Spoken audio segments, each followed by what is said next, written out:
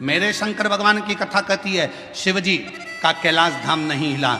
बहुत तप करा, भागीरथ जी ने साधना करी, तप करा, पर भगवान शंकर का कैलाश नहीं हिला, क्योंकि उनने तप करा था। अगर तप की जगह पर एक लोटा जल लेकर पार्थिव लिंग का निर्माण कर कर शिव जी को जल चढ़ा देते, मेरा शंकर सामने प्रकट हो जाता। और आखिरी में भागीरथ जी ने देखा शिव जी प्रकट नहीं होते, तब भागीरथ बाबा ने वही किया जो आप करते हैं। एक लोटा जल मेरे भागीरथ बाबा ने शिव को हृदय का जल चढ़ाना प्रारंभ करा तो शिव सामने आकर प्रकट हो गए। मांग तुझे क्या चाहिए भागीरथ, बोल तुझे क्या दूं।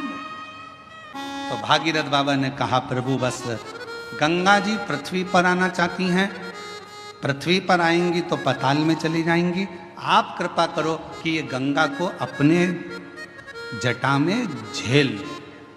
शिव जी ने कहा जटा में? हाँ, कितने चतुर थे भागीरथ जी। उन्होंने गंगा जी को हाथ में झेलने का नहीं बोला, उन्होंने गंगा जी को हृदय में झेलने का नहीं बोला, उन्होंने गंगा जी को सिर पर झेलने का, जटाओं में झेलने का बोला। क्यों? क्योंकि भागीरथ बाबा जानते थे हृदय में शिव के माँ गौरा विराजमान है, हाथों में शिव के शिव भक्तों की डोर थमी हुई है। सिर पर अगर गंगा बैठ गई तो शिव भक्तों का भी कल्याण करेगी और जगत का भी कल्याण करेगी। जगत का कल्याण करने वाली गंगा, जगत का उद्धार करने वाली गंगा। फिर किसी ने एक बार प्रश्न किया था क्या शिव जी को गंगा का जल अधिक प्रिय है? शंकर भगवान को गंगा का जल अधिक प्रिय है? तो शिव महापुराण की कथा कहती है शंकर भगवान को तुम अपने घर का जल चढ़ा दो, शंकर भगवान को तुम्हें जो जल मिले वो चढ़ा दो, क्योंकि शंकर के ऊपर जब जल चढ़ता है चढ़ते से ही वो जल गंगा जल बन जाता है। अलग से गंगा जल की जरूरत शिव को नहीं, शिव को अलग से गंगा जल की जरूरत नहीं। तुमने चढ़ाया वो जल अमृत बन गया। हम तो कई बार लोगों से कहते तुम्हारे बच्चे की तबीयत खराब है, तुम्हारे बच्चे को तकलीफ है, डॉक्टर को दिखाओ। तुम्हारे घर में अगर किसी को तकलीफ है डॉक्टर को दिखाओ, वो जांच का बोले जांच कराओ, दवाई का बोले दवाई खिलाओ, और उसके साथ एक काम जरूर करो, डॉक्टर का इलाज भी करवाओ, साथ में एक कटोरी में जल लो और जल लेकर भगवान शिव का मंत्र का उच्चारण करो। नमः शिवाय, नमः शिवाय, षडाक्षर मंत्र बोल लो, ओम नमः शिवाय, या त्र्यंबक मंत्र बोल लो, और या त्र्यंबक मंत्र ना तो श्री शिवाय नमस्तुभ्यम मंत्र का जप करते जाओ 108 बार जप कर कर जो जल है वो अपने बच्चे को थोड़ा थोड़ा पिलाना प्रारंभ करो, या उस जल से उस बच्चे के शरीर पर लगाना प्रारंभ करो। वो जल भी सिद्ध हो जाता है मंत्रों की प्रबलता में। डॉक्टर को भी दिखाओ, डॉक्टर का भी इलाज करवाओ, दवाई दे दवाई खिलाओ, जांच का बोले जांच कराओ, पर साथ में शिव पर करा हुआ विश्वास, मंत्रों का उच्चारण, शिव तत्व का नाम सुख प्रदान करता है। पार्वती मैया ने भगवान शिव जी से कहा आप गंगा जी को सिर पर क्यों लिए हो, किस लिए? आप सबको मालूम होना चाहिए गंगा जी माता पार्वती जी की बड़ी बहन है। जितना प्रेम माता पार्वती जी भगवान शिव से करती थी उससे दुगना प्रेम माँ गंगा शंकर जी से करती थी। दुगना प्रेम माँ गंगा शिव जी से करती थी। एक दिन पार्वती जी को मालूम पड़ा कि जितना स्नेह मैं करती हूँ, जितनी पूजन मैं करती हूँ, उतनी ही मेरी बड़ी बहन शिव जी से करती है, शिव जी की आराधना करती है, गंगा जी शंकर की पूजन करती है, उतनी। पार्वती जी की सहेली ने पार्वती जी से कहा कि गंगा जी तुम्हारी बड़ी बहन भी शंकर जी को पूजती हैं, पति बनाने के लिए बहुत प्रयास कर रही हैं, और शिव जी को पति बनाना चाहती हैं, अनुष्ठान पर अनुष्ठान कर रही हैं, तप साधना कर रही हैं, गंगा जी बहुत पूजन पाठ कर रही हैं, स्मरण कर रही हैं। सहेलियों ने गंगा जी के लिए पार्वती जी के हृदय में कहा, तो पार्वती जी के हृदय में थोड़ी सी क्षुब्धता उत्पन्न हुई। पार्वती जी को लगा कि ये तो गंगा जी को नहीं करना चाहिए, तुम एक काम करो, कल अपन एक काम करते हैं, गंगा जी शिव जी से दूर हो जाए उसके लिए एक प्रयास करते हैं। और पार्वती जी की सहेली के कहने पर पार्वती जी की सहेली ने एक रचना रची और पार्वती जी की सहेली ने रचना रखकर कहा कि मैंने सुना है अगर कोई संत निकल कर जाते हैं और उनके ऊपर अगर पानी डाल दिया जाए, पानी का छींटा दे दिया जाए तो संत प्रसन्न होकर वर दे देते हैं।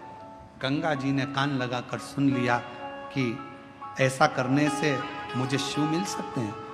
सामने से दुर्वासा बाबा जाते हुए नजर आते, एक संत का जाना होता, गंगा जी का पानी का फेंकना होता और फेंकने पर जैसे ही जल फेंका ऋषिवर को क्रोध आ गया और उन्होंने कह दिया, गंगा तूने एक संत का अपमान करा है, संत का अपमान। गंगा जी ने हाथ जोड़ लिया, चरणों में मैं प्रणाम करती हूँ, क्षमा करिए, मैं विनय करती हूँ, मुझे क्षमा कर। समय आया, गंगा जी रोने लगी, आंखों से नीर बहने लगा। भगवान शिव ने जब पार्वती जी के सम्मुख में देखा, क्योंकि गंगा जी को क्रोध आ रहा था पार्वती जी पर कि पार्वती जी ने मुझे शिव जी से दूर करा, ये अपमान संतों का करवाया तो पार्वती ने करवाया, ये सोच लिया गंगा जी ने। तो गंगा जी बोली, पार्वती तूने मेरे साथ ऐसा करा, मैं तुझे श्राप देने को आतुर होती हूं। पर शिव जी ने रोका, पार्वती मेरी अर्धांगिनी बनेगी, इसको श्राप मत दो। गंगा रुको। गंगा ने कहा, पर मैं भी तो आपको प्रेम करती हूं, मैं भी तो आपको स्नेह करती हूं, तो मैं भी तो चाहती हूं आपको। शिव जी कहे, गंगा तुम चिंता मत करो, मेरी जितनी संतान होगी ना गंगा, सब तुम्हारे ही जल से प्रकट होगी और दुनिया भले अर्धांगिनी मेरी पार्वती होगी, पर गंगा पार्वती अगर मेरे हृदय में रहेगी ना तो गंगा तू मेरे मस्तक पर विराजमान रहेगी, तो चिंता मत करना। और भगवान शिव, भगवान ओघड़ रानी शंकर, भगवान भागीरथ जी के कहने पर गंगा मां को अपने सिर पर लेने को आतुर। भागीरथ जी ने जो मांगा भागीरथ जी को दिया, लंकापति रावण ने जो मांगा वो लंकापति रावण को दिया। शिव महापुराण की कथा वर्णन कर रही है, भगवान शिव ने गंगा को अपने मस्तक पर लिया। जैसे ही गंगा मैया पृथ्वी पर आ रही थी और भगवान शंकर ने गंगा जी को मुख ऊपर कर कर देखा तो गंगा कल कल कल कल की ध्वनि कर कर पृथ्वी पर एकदम गंगा जी का नाद और तीव्र हुआ। और गंगा जी का नाद एकदम जब तीव्र हुआ तो शिव जी ने फिर शीश को ऊपर करा और गंगा जी को देखा। और जैसे ही गंगा भगवान शिव के जटा के करीब में आ गई तब गंगा एकदम शांत हो गई, एकदम मौन, एकदम। पूछा भागीरथ जी ने गंगा जी से कि तुम इतना कल कल कर कर बहकर आ रही थी, इतना तीव्र से तुम्हारी गर्जना हो रही थी, इतना तेज बहाव के साथ तुम चिल्लाती चिल्लाती गर्जना करती, भयंकर नाद करती करती आ रही थी और शिवजी की जटा के करीब में आई और एकदम मौन हो गई। तो गंगा जी ने भागीरथ बाबा से कहा, मुझे मालूम नहीं था कि जो मुझे अपनी जटा में झेल रहा है वो कोई साधारण नहीं है, उसके करीब में जाते से ही एक मौनता धारण करने पर सब कुछ प्राप्त हो सकता है, वो शिव है। शिव महापुराण की कथा कहती है, भगवान शंकर का चरित्र कहता है, बेलपत्र की छांव में शिव जी के शिवालय में, शमशान में 3 जगह पर अगर व्यक्ति मौन रहकर शिव को पुकारता है तो शंकर उसके ऊपर करुणा जरूर करते हैं। 3 जगह पर मौन हो जाओ। बेलपत्र की छांव में जब पहुंचो तो थोड़ी देर शांति से चुप बैठकर, अपने हाथ में माला हो तो ठीक, ना माला हो तो कर की माला हो, कर की माला भी ना हो तो घट की माला हो, भीतर से अंदर से ओम नमः शिवाय, ओम नमः शिवाय, भीतर की माला से उसको पुकारो। 3 स्थान पर अगर मौन भी बैठे हो तो शिव देता है। पहला, बेलपत्र के वृक्ष की छांव में थोड़ी देर मौन होकर बैठकर उसको याद करो। स्मरण। दूसरा, शिवालय में मेरे शंकर के मंदिर में जाकर थोड़ी देर मौन होकर बैठकर प्राप्त कर सकते। तीसरा, शमशान में अगर कोई मुर्दे को जलाने के लिए गए हो, शमशान तक पहुंचे हो, तो थोड़ी देर अगर वहां बैठने का मौका मिला है तो वहां बैठकर ठिठोली नहीं करना, हंसना नहीं, तेज बात नहीं करना, बहुत तेज चिल्लाना नहीं, मौन।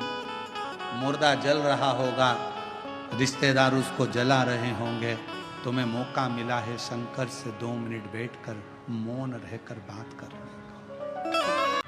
पार्वती जी की कथा कर रही है, बेलपत्र की कथा कर रही है। बेलपत्र के वृक्ष के नीचे भी अगर बैठो तो तुम शांति से 2 क्षण मौन होकर उस शिव को याद करो। आप शंकर जी के मंदिर जा रहे हो तो उस शिव को याद करो। और हम तो आपको भी निमंत्रण देंगे, जितने टीवी पर कथा सुन रहे हैं, 6 अगस्त को प्रदोष के दिन की कावड़ सुबह 9 बजे बाबा की भराएगी सीहोर से। सीवन नदी, माँ सीवन का जल कुबेरेश्वर धाम तक जाएगा। दिल से बाबा का कावड़ के 2 लोटे, 1 डंडा, केसरिया वस्त्र, केसरिया साड़ी, पुरुष वर्ग श्वेत वस्त्र या केसरिया वस्त्र पहनकर बोल बम बोल बम बोल बम बोलते बोलते शिव को जल दोनों हाथ से समर्पित चढ़ा। और पूरे महीने में अगर आप कभी भी सावन के महीने में सीहोर जा रहे हैं तो वहां का जल भरकर शिव को समर्पित करें। आप अगर उस कावड़ में ना आ सके तो सावन का पूरा महीना ही कावड़ का है, जब जाओ तब समर्पित करो शिव को राज्य।